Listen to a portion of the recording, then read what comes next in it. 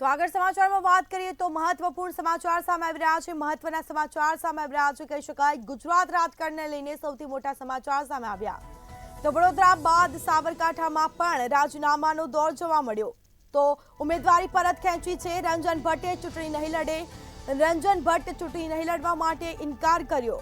તો રંજન ભટ્ટે ચૂંટણી નહીં લડવા માટે પોસ્ટ કરી છે। સોશિયલ મીડિયામાં રંજન ભટ્ટે પોસ્ટ કરી છે।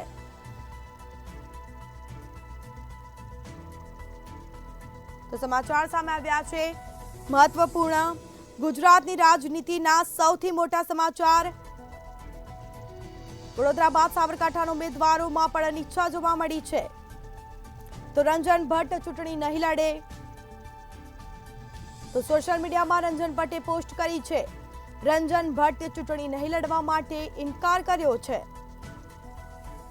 અંગત કારણોસર ચૂંટણી નહીં લડવા માટે ઇનકાર કર્યો। ઉમેદવારી પરત ખેંચી। ગુજરાતની રાજનીતિના સૌથી મોટા સમાચાર પ્રાપ્ત થયા। તો સાથે જ કહી શકાય કે વડોદરા બાદ સાબરકાંઠાના ઉમેદવારો પણ અનિચ્છા ધરાવી રહ્યા છે। ઉમેદવારની પણ અનિચ્છા જોવા મળી। બીજેપી ઉમેદવાર ભીખાજી ઠાકોર નહીં લડે ચૂંટણી। અંગત કારણોસર ચૂંટણી લડવાનો ઇનકાર કર્યો। તો એક બાદ એક ઉમેદવારી પરત ખેંચવામાં આવી રહી છે। સોશિયલ મીડિયામાં પોસ્ટ કરીને ભીખાજીએ કરી છે જાહેરાત। અંગત કારણોસર ચૂંટણી લડવાનો ઇનકાર કર્યો છે। તો સમાચાર પ્રાપ્ત થયા છે વડોદરા બાદ સાબરકાંઠાના ઉમેદવારોની પણ અનિચ્છા જોવા મળી છે। ઉમેદવારની પણ અનિચ્છા। બીજેપી ઉમેદવાર ભીખાજી ઠાકોર નહીં લડે ચૂંટણી। તો અંગત કારણોસર ચૂંટણી લડવાનો ઇનકાર કર્યો છે। ઉમેદવારી પરત ખેંચી। સોશિયલ મીડિયામાં પોસ્ટ કરીને ભીખાજી ઠાકોરે જાહેરાત કરી છે। તો અંગત કારણોસર ચૂંટણી લડવાનો ઇનકાર કર્યો છે। તો મહત્વપૂર્ણ સમાચાર કહી શકાય। વડોદરા બાદ હવે સાબરકાંઠાના ઉમેદવારની પણ અનિચ્છા જોવા મળી છે। ઉમેદવારી પરત ખેંચી છે। બીજેપી ઉમેદવાર ભીખાજી ઠાકોર ચૂંટણી નહીં લડે। તો અંગત કારણોસર ચૂંટણી લડવાનો ઇનકાર કર્યો છે। તો મહત્વપૂર્ણ સમાચાર કહી શકાય। સોશિયલ મીડિયામાં પોસ્ટ કરીને જાહેરાત કરી છે ભીખાજીએ। તો અંગત કારણોસર ચૂંટણી લડવાનો ઇનકાર કર્યો। તો મહત્વના સમાચાર પ્રાપ્ત થયા છે। એક બાદ એક ઉમેદવારી ફોર્મ પરત ખેંચી રહ્યા છે। તો વધુ વિગતો સાથે સંવાદદાતા ન્યૂઝ રૂમથી આપણી સાથે મેહુલ દુધરેજા જોડાઈ ગયા છે લાઈવ। જી ભીખાજીએ પણ ઉમેદવારી પરત ખેંચી છે અને સાથે જ વડોદરામાં પણ તે જ સ્થિતિ, શું માહિતી? જે પ્રમાણે ગુજરાતના જે રાજકારણ, ખાસ કરીને ભાજપના જે રાજકારણ છે તેની અંદર 10 મિનિટની અંદર જે બે મોટા સમાચાર જે છે તે જાણવા મળી રહ્યા છે। જેની અંદર વડોદરાના જે ઉમેદવાર છે લોકસભાના રંજનબેન ભટ્ટ, તેણે પોતાની અનિચ્છા સોશિયલ મીડિયા દ્વારા રજૂ કરી કે તેઓ લોકસભાની જે દાવેદારી છે, ચૂંટણી છે તે લડવા નથી માંગી રહ્યા। 10 જ મિનિટ બાદ જે સાબરકાંઠાના જે ઉમેદવાર છે ભીખાજી ઠાકોર, તેણે પણ સેમ પોસ્ટ કરીને જે જાહેરાત કરી છે કે તેઓ પણ અંગત કારણોસર જે ચૂંટણી લડવાની અનિચ્છા દર્શાવે છે। બંને સેમ પોસ્ટ દેખાઈ રહી છે। ફક્ત નામની અંદર જે ચેન્જ કરવામાં આવે છે, પરંતુ અંગત કારણોસર અને અનિચ્છા જે બંને વસ્તુઓ જે છે તે સામાન્ય દેખાઈ રહી છે, પરંતુ એની પાછળના કારણો પણ ઘણા બધા હોઈ શકે છે। વડોદરાની જો વાત કરવામાં આવે તો વડોદરાની અંદર જે પ્રમાણે રંજનબેને પોતાનું જે અનિચ્છા વ્યક્ત કરી છે તેની પાછળ તેનો વિરોધ જે છે તે ખાસ કરીને જોવા મળી રહ્યો છે। વડોદરાની અંદર રંજનબેન ભટ્ટની જ્યારે ત્રીજી વખત જ્યારે નામ જાહેર થયું ત્યારથી જ તેનો વિરોધ જે છે તે કરવામાં આવી રહ્યો છે। કાર્યકર્તાથી લઈને હોદ્દેદારો તેનો વિરોધ કરી રહ્યા છે। સાથે કોંગ્રેસે પણ વડાપ્રધાનને પત્ર લખી અને વડોદરાના વિકાસ મામલે ચિંતા વ્યક્ત કરીને પત્ર લખ્યો હતો રંજનબેન મામલે। સાથે પોસ્ટર વોર પણ વડોદરાની અંદર જોવા મળી હતી।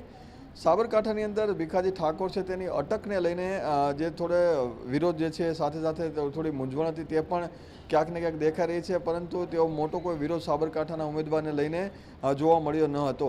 પરંતુ અત્યારે અચાનક જ તેમણે આ રીતે પોતાની પોસ્ટ કરી અને પોતાની અનિચ્છા વ્યક્ત કરી છે।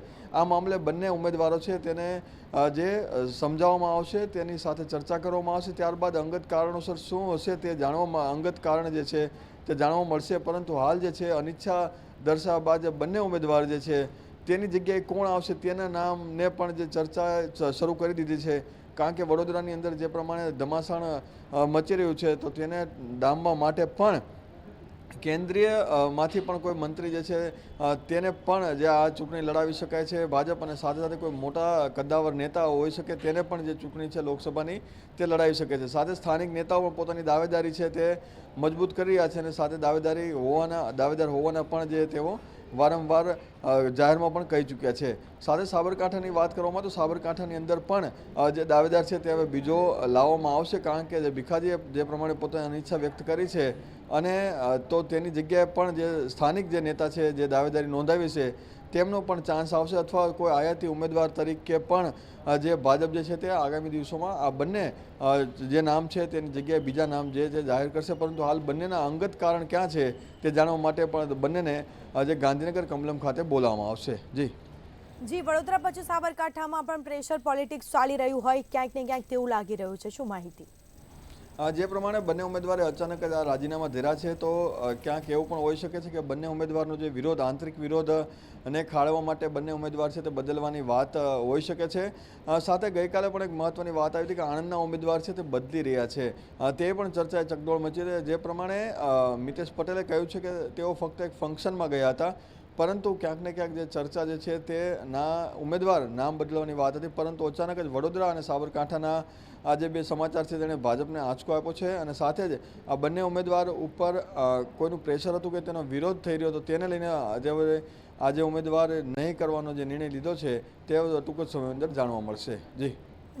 કોઈ જૂથવાદને લઈને ઉમેદવારી પરત ખેંચી છે કે શું?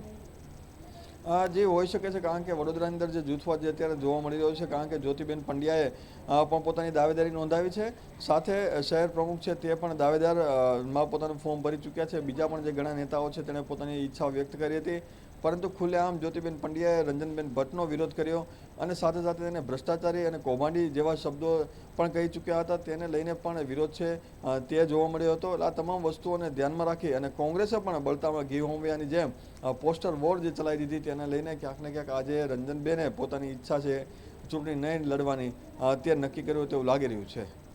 જી, તમામ જાણકારી આપવા બદલ આપનો આભાર.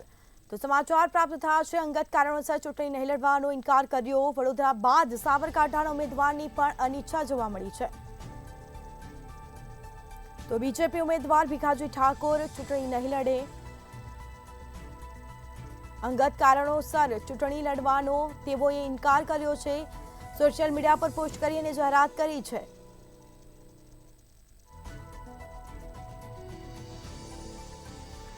તો અંગત કારણોસર ચૂંટણી લડવાનો તેવો ઇનકાર કર્યો છે. સમાચાર પ્રાપ્ત થયા છે મહત્વપૂર્ણ. વડોદરા બાદ હવે સાબરકાંઠાના ઉમેદવારની પણ અનિચ્છા જોવા મળી છે. ઉમેદવારી પરત ખેંચી છે. બીજેપી ઉમેદવાર ભીખાજી ઠાકોર ચૂંટણી નહીં લડે. તો અંગત કારણોસર ચૂંટણી લડવાનો તેવો ઇનકાર કર્યો. સોશિયલ મીડિયામાં પોસ્ટ કરી અને ભીખાજીએ જાહેરાત કરી છે. તો મહત્વપૂર્ણ સમાચાર સામે આવી રહ્યા છે. અંગત કારણોસર ચૂંટણી લડવાનો તેવો ઇનકાર કર્યો છે.